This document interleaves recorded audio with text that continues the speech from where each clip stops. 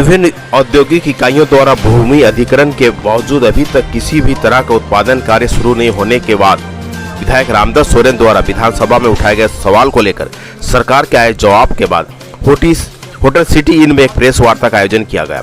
इस प्रेस वार्ता में रामदास सोरेन के साथ साथ जिला पार्षद बागराय मार्डी, रानू सामंत, प्रधान सोरेन, गोरांगो माली, जगदीश भगत व काजल डॉन उपस्थित थे। मौके पर विधायक रामदास सोरेन ने कहा कि घाटशिला विधानसभा क्षेत्र के मुसाबनी प्रखंड के मौजा तेतुल डांगे 26.67 एकड़, मुर्गा गुट्टू का 37.60 एकड़, रोआम का 90.63 एकड़ भूमि हस्तांतरित की गई है, लेकिन इसके द्वारा अभी तक किसी तरह का उत्पादन कार्य शुरू नहीं किया गया, जो जांच का विषय है।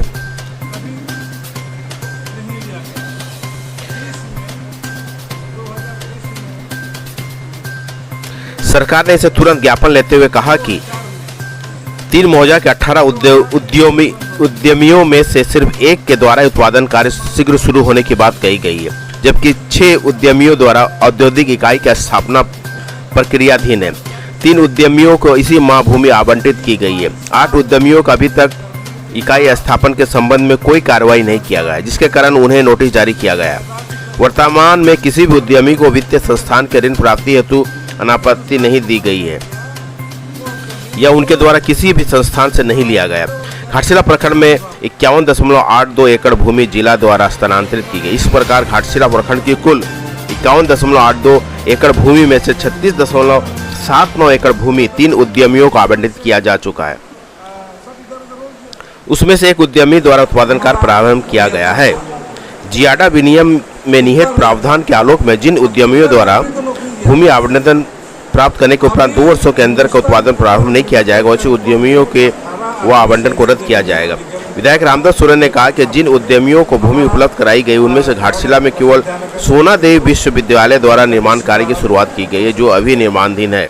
उन्होंने हिंदुस्तान कॉपर लिमिटेड द्वारा रुआम में आवंटित 90.30 एकड़ जमीन का मामला उठाया, जिसमें 4 दीवारी निर्माण है तो सिर्फ पिलर गड़ा हुआ है, बाकी कोई क्रियाकलाप नहीं है।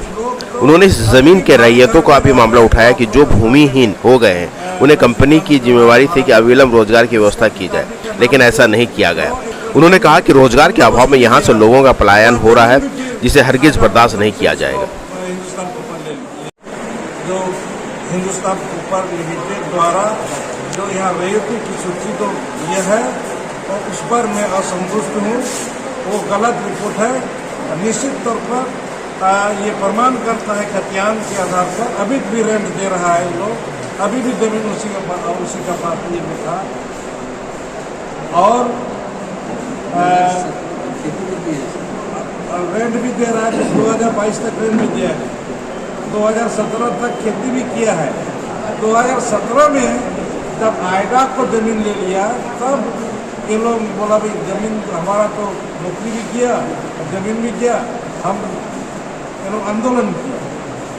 तो उस समय सरकार तो वही काम हुआ है, मनोपोर्टी वाल जो हुआ है। तो हमारा कहना यही है कि आज निश्चित तौर पर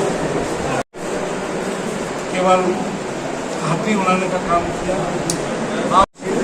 उस बैठक में हमारी बैठक तो विधानसभा में बैठक हुई, जिसका सभापति में खुद प्रश्न ध्यान समिति का, उसमें यहाँ पर उस विषय के संबंध में यहाँ का कृषि महोदय, घाटशिला का SDO, मौसाबनी का CO और डुमोरिया का CO, सरकार की ओर से उद्योग विभाग के सचिव और व्यादा के निबंधन और उसके साथ में और पदाधिकारी उपस्थित हुए थे। और हमने कहा क्यों नहीं विधानसभा में जो मुझे दबाव मिला है उस अनुसार से ये 2 साल के अंदर में अगर ज़्यादा जमीन दिया गया है, उद्योगपति अगर उत्पादन नहीं करते हैं, क्यों नहीं उस जमीन को रद्द किया जाए। उसमें हमारी जिला के कृषि महोदय ने 30 सितंबर तक समय लिया है कि मुझे प्रशासनिक तौर पर मुझे एक बार बैठक हम बुला करके बात करते हैं। उसके बाद हम लोग ने उसको समय दिया, समिति ने समय दिया। जो भी होगा 30 सितंबर के बाद आगे की नियम है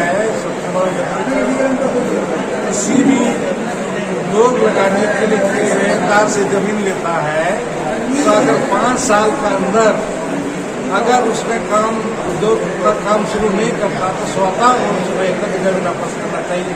लेकिन हिंदुस्तान कॉपर लिमिटेड ने रेत को जमीन वापस न करके उल्टा वो उन्होंने सरकार का गृह विभाग को दे दिया और सरकार के गृह विभाग